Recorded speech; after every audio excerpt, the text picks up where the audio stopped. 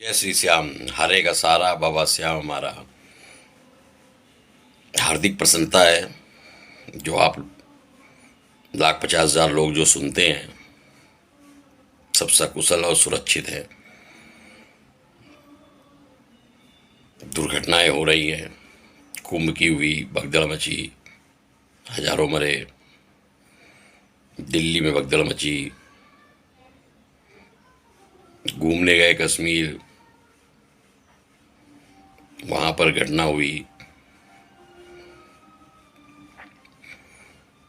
अभी दुर्भाग्यपूर्ण घटना जिसके लिए कोई शब्द ही नहीं है, अहमदाबाद में हुई। पर बाबा श्याम की असीम कृपा से हार्दिक प्रसन्नता होती है, आप सब लोग सुरक्षित हैं और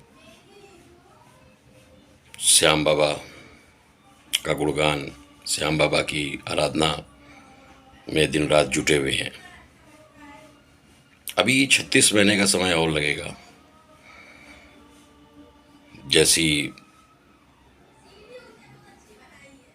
मेरी वाणी आप लोगों को बता रही है, फूंक फूंक कर कदम रखिएगा और जब घर से चलें उसके एक दिन पहले अच्छा रहेगा, एक दिन पहले, क्योंकि जिस दिन चलेंगे उस दिन तो मन अशांत रहता है भागम भाग में।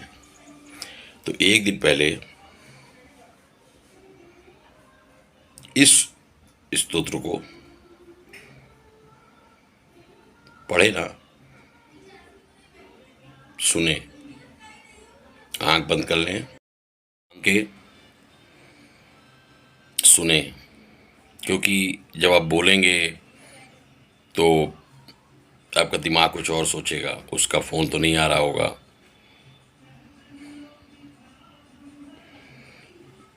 तमाम तरह की चीज़ें, इनकम टैक्स का रिटर्न फाइल करना है, कई चीज़ें सोचेंगे। दूध नहीं आया आज, तो ये सब चीज़ें सोचेंगे। तो ऐसा है कि बोलने में मन एकाग्र नहीं होता। तो आंख बंद कर लीजिए, शिव महिम स्तोत्र, उसको एक दिन पहले आंख बंद करके 5 मिनट बैठकर सुने, एकांत में शांति से बैठकर आंख बंद करके शिव भगवान का रूप ध्यान करते हुए, क्योंकि शिव भगवान की महिमा पर जो है ये स्तोत्र रचा गया है। और अब शिव महिम स्तोत्र का थोड़ा सा समझ लीजिए कि कैसे, किसने रचा और इतना प्रभावशाली ये क्यों है। क्योंकि हनुमान चालीसा तो आप सब लोग जानते हैं, तुलसीदास जी ने रची और तुलसीदास जी ने ये भी कहा, लिखा,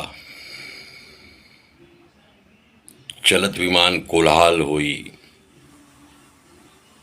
रघुबीर नाम जपो सब कोई।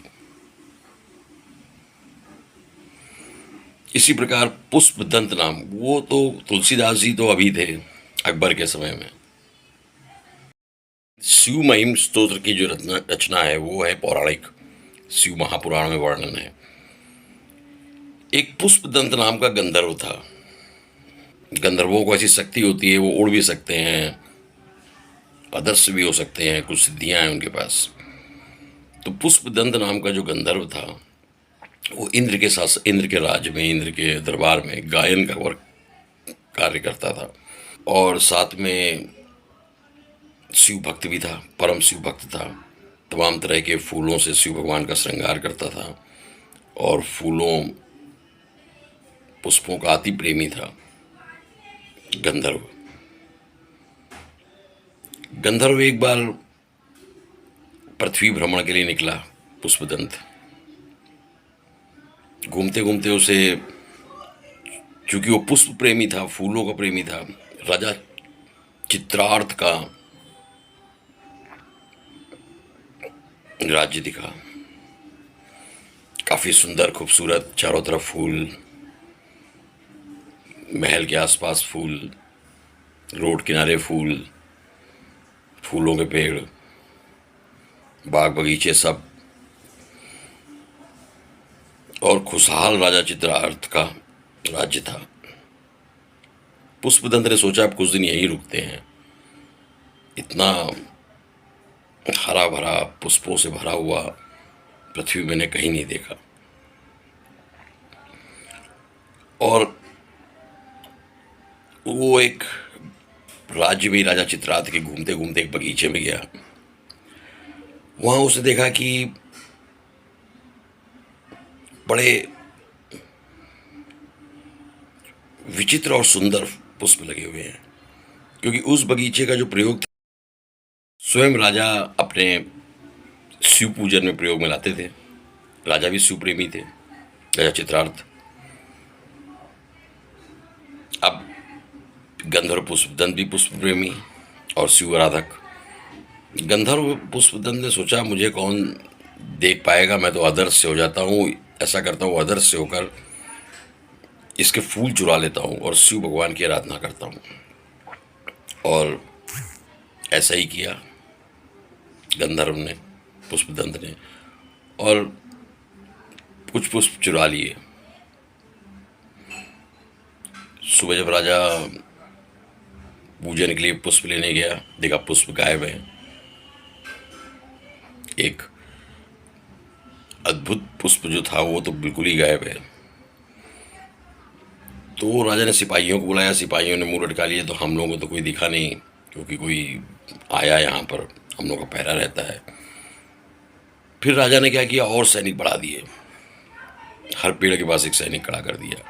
पुष्पदंत फिर आया, गंधर्व चूंकि वो अदृश्य हो जाता था, तो फिर चोरी करके ले गया पुष्प बगीचे से और शिव भगवान की आराधना की। अब अगले दिन फिर राजा चित्रार्थ, बहुत ऐसा कौन आता है, राजा चित्रार्थ ने क्या किया कि अब पेड़ों के चारों तरफ बेलपत्र का घेरा बना दिया, बेलपत्र तोड़कर। अब अगले दिन जब अगली रात जब पुष्पदंत आया, तो उसका पैर जो है वो बेल पत्र में पड़ गया। जब वो बेल पत्र में पड़ा तो कैलाश में शिव भगवान,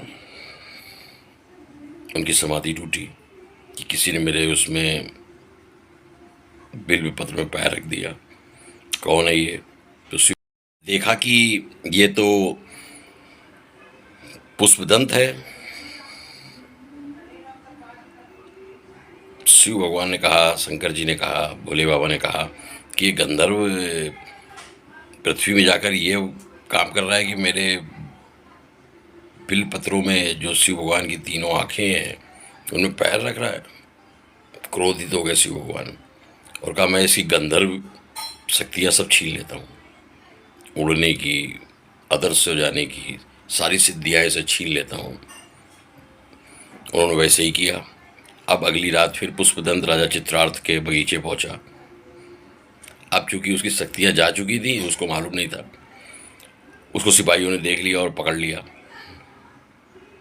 और राजा चित्रार्थ के सामने ले गया। राजा चित्रार्थ ने उसको कारागार में डाल दिया।